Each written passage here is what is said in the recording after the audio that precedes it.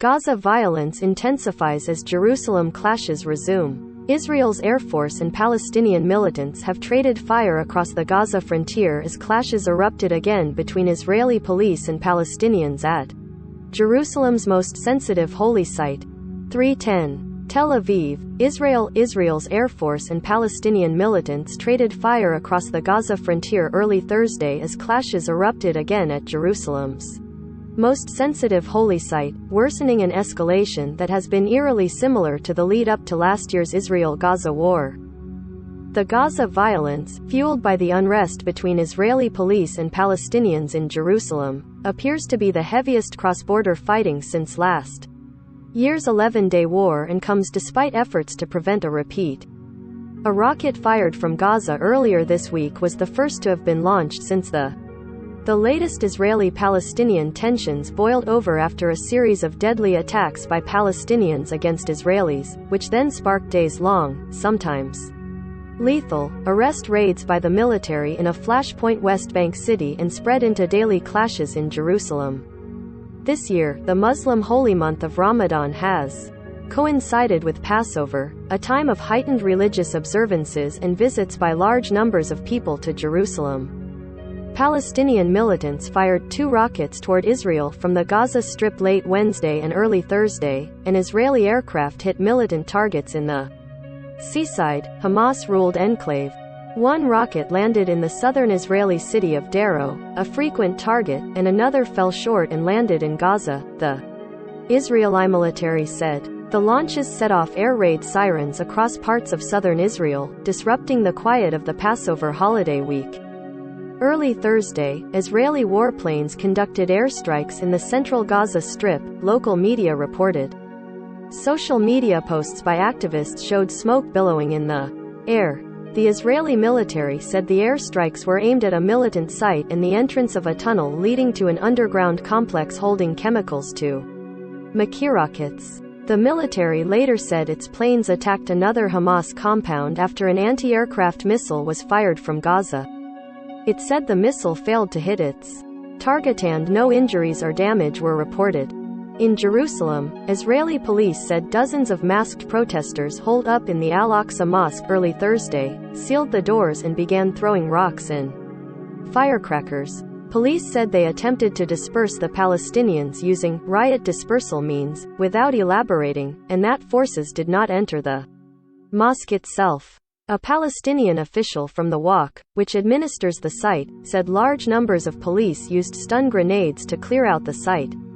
He said police also fired stun grenades and rubber-coated bullets against Palestinians who had sealed themselves inside the mosque. The official spoke on condition of anonymity because he was not authorized to discuss the incident with the media. The Palestinian Red Crescent said 20 people were injured, 1 critically. Similar clashes have taken place throughout the week, while fiercer ones broke out at the site earlier this month, wounding more than 150 Palestinians and 3 police officers. The Palestinians have accused Israeli police of using excessive force at the holy site, and Palestinian social media have been filled with videos showing Israeli forces striking what appear to be unarmed Palestinians, including women. Police say Palestinians instigate the violence and have released their own videos showing young Palestinian men throwing rocks and fireworks toward the security forces. Police say the Palestinians are desecrating their own shrine and putting others at risk. An emergency meeting of a regional Arab committee convened in Jordan Thursday over what it called illegal Israeli policies and measures in Jerusalem. It condemned the Israeli actions, called them provocative and called on Israel to ensure that only Muslims worship at the site. The committee includes member countries who have recently normalized ties with Israel, including the United Arab Emirates. The country's top diplomat, Sheikh Abdullah bin Zayed Al Nahyan, and Israeli Foreign Minister Yair Lapid spoke by phone Thursday. Al Nahyan called for stability, according to the United Arab Emirates state-run WAM news agency. A U.S. State Department delegation is also in the region in a bid to secure calm. The scenes of rocket fire and repeated violence in Jerusalem recalled the run-up to last year's war.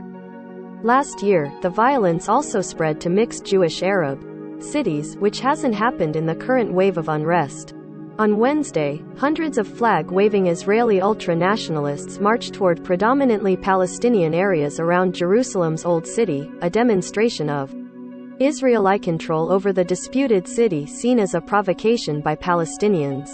Last year's war erupted during a similar march when Gaza militants, declaring themselves the Guardians of Jerusalem, fired a barrage of rockets toward the Holy City. Those events, along with other developments, led to an 11-day war between Israel and Hamas that killed over 250 Palestinians and 14 people in Israel, causing extensive damage in Gaza. This year, Israeli police closed the main road leading to the Damascus Gate of the Old City in the heart of Muslim Quarter. After some pushing and shoving with police, the marchers rallied near the barricades, waving flags, singing and chanting. Israeli nationalists stage such marches to try to assert sovereignty over East Jerusalem, which Israel seized in 1967, along with the West Bank and Gaza, and annexed in a move not recognized internationally. The Palestinians seek an independent state in all three territories and consider East Jerusalem their. The hilltop shrine in the Old City is the emotional ground zero of the Israeli-Palestinian conflict and the center of previous rounds of violence. Known to Muslims as the Al-Aqsa Mosque compound, it is the third holiest site in Islam. It is also the holiest site in Judaism, revered by Jews as the Temple Mount, the site of their biblical temples. Israel says it is maintaining a decades-old status quo at the site, which prevents Jews from praying there. But during the Passover holiday this year, visits by Jews have skyrocketed and in some cases Jews have been praying at the compound. Palestinians view the visits, under police escort, as a provocation and possible prelude to Israel taking over the site or partitioning it. For Palestinians, the mosque compound, administered by Muslim clerics, is also a rare place in Israeli-annexed East Jerusalem where they have a measure of Palestinian militant groups in Gaza. The ruling Hamas and the smaller Islamic Jihad have positioned themselves as defenders of the Jerusalem holy site. On Wednesday, Hamas said Israel would bear full responsibility for the repercussions if it allowed the marchers to approach our holy sites. Associated Press writers Fairs Akram in Hamilton, Canada, and Isabel Debray in Dubai, United Arab Emirates contributed to this report.